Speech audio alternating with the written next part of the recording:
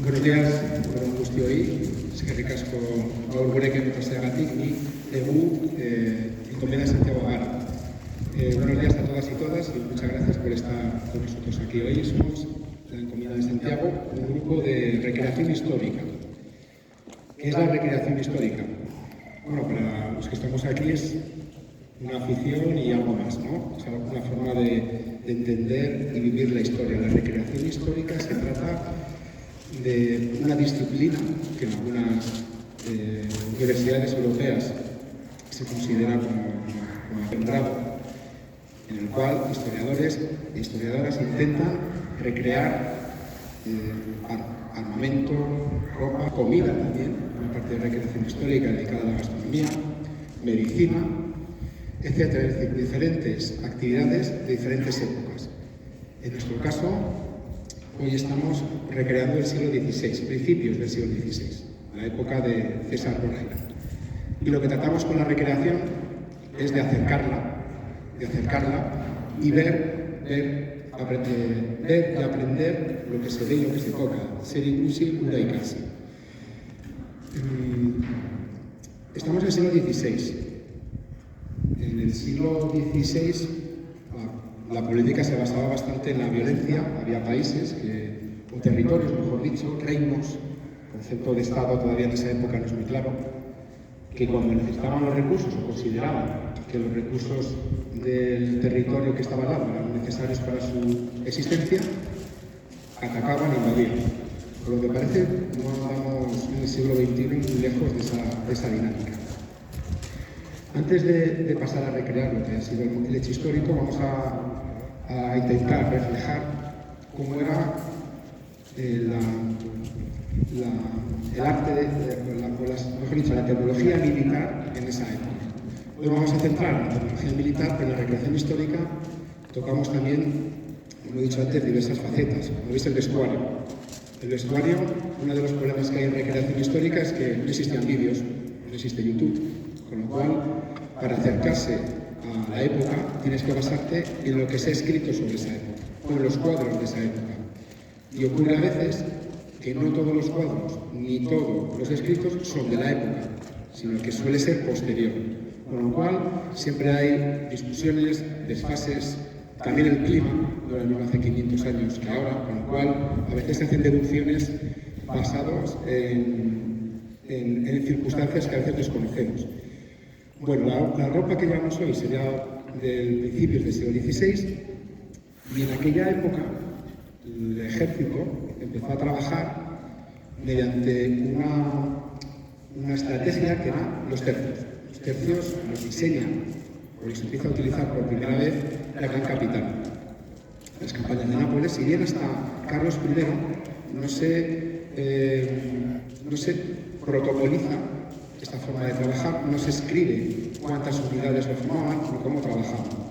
En este punto empezábamos a utilizar este tipo de estrategia. Esta estrategia se basaba en utilizar tres cuerpos, tres unidades diferentes, que ahora vamos a ver por separado. La primera unidad sería la de piqueros. Por favor, piqueros, avancen, tomen posiciones. Primera fila, por favor. ¿Firmes? Arrolen. Desarrolen. Primera fila, calen picas. Segunda fila, un paso adelante, calen picas. Bien, en esta posición con la pica calada, como ven, el piquero tiene esta pica, esto sería una pica, las picas podían llegar a medir 2 metros de longitud, eran muy pesadas y difíciles de manejar. Aquí en esta posición el piquero soporta sobre su pie atrasado el peso de la pica, y si nos podemos imaginar un cuadro de 500 piqueros, lo que hacen es resistir una carga de caballería. De esta forma, en la batalla de Pavía, por ejemplo, las cargas de caballería del rey Francisco fueron estrellándose una y otra vez contra el muro de picas. No solo contra eso. Voy a hacer un spoiler. porque ya adelanto que el fundamento principal del tercio era trabajo en equipo. En esta posición sería una posición defensiva. Primera fila, levanten picas en posición de ataque. Segunda fila, levanten picas. Piqueros, carguen.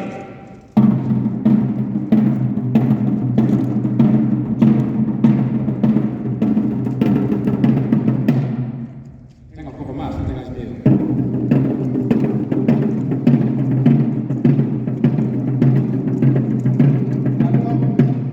Muchas gracias, retrocedan. En esta posición de ataque, esta formación era una herencia de la antigua falange griega. Cuando los cuadros de picas avanzaban, su misión era eliminar al siguiente cuadro de picas. Bien, si solamente hubiera piqueros, pues toda la batalla quedaría así. Pero las picas tenían una misión. ¿Cuál creéis que podrían tener la misión viendo los otros dos grupos que quedan por ver? ¿Qué creéis? ¿Qué misión podía tener el cuadro de picas? Hemos dicho resistir un ataque de caballería. Bueno, vamos viendo después. Tenemos aquí, por otro lado, los arcabuces. Por favor, arcabuces, un paso al frente.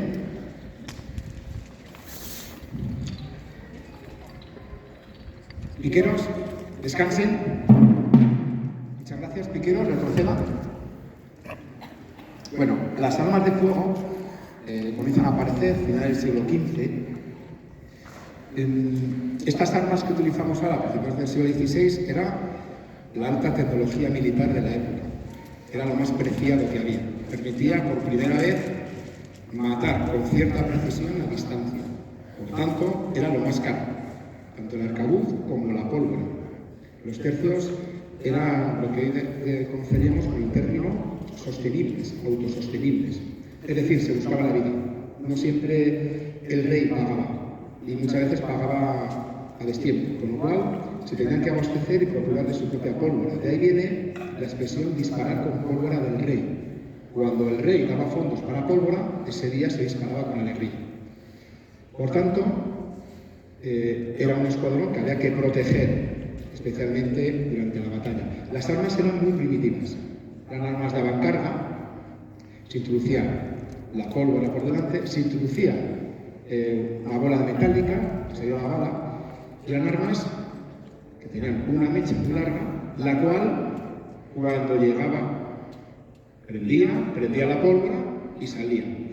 Era, por tanto, un arma que también era peligrosa, no solamente para el adversario, sino para el que utilizaba. Muchas veces el arcabuz estallaba en la cara del propio arcabucero. Y era un arma que además desprendía mucha pólvora, de ahí utilizar una imagen, sobre todo ya al final del siglo XVI, de un gorro muy alto, muy grande, para proteger el ojo, sobre todo, del lado donde se apuntaba. Bueno, una de las fórmulas que utilizaban los arcabuceros para tener una línea continua de disparo era formar una ruleta.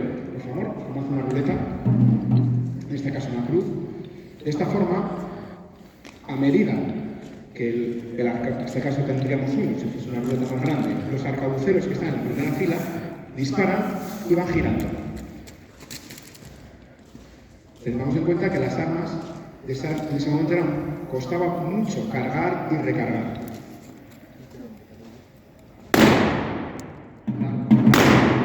La ruleta iba girando a medida que el arcabucero de compañero iba cargando y descargando, para tener una cierta línea de fuego.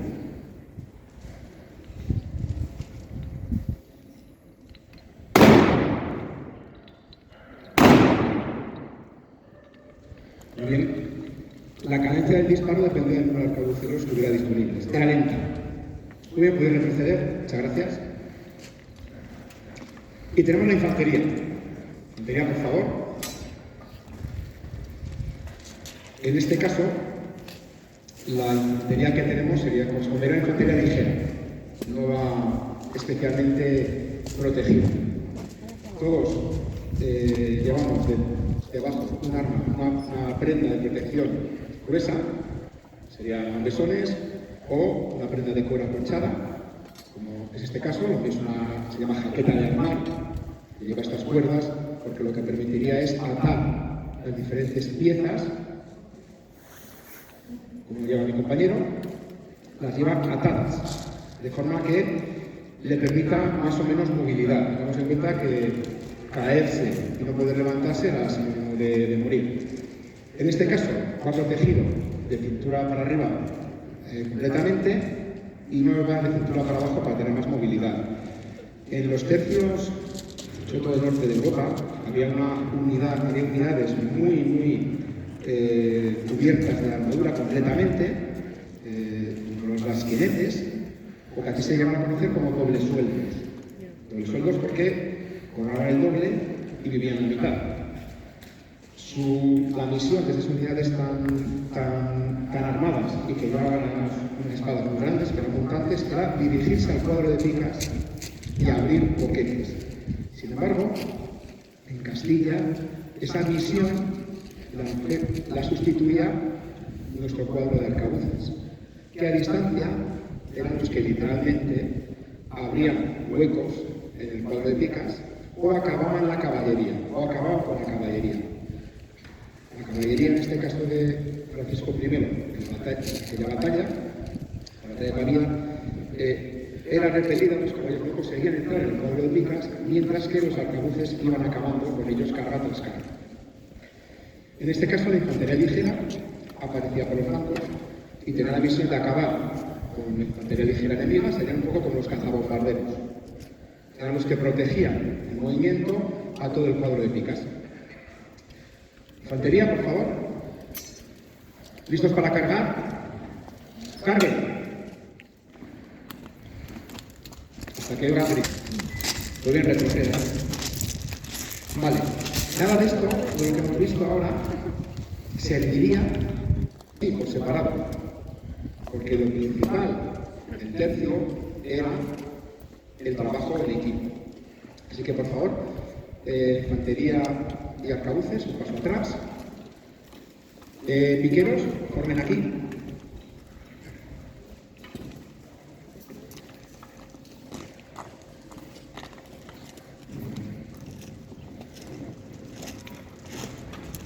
Arcabuces, por favor, en la última línea.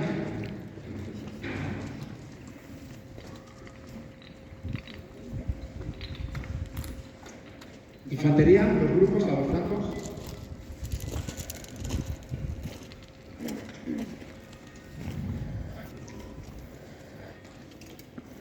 Piqueros, primera fila, levanten picas, posición de ataque. Segunda fila de piqueros, levanten picas, posición de ataque.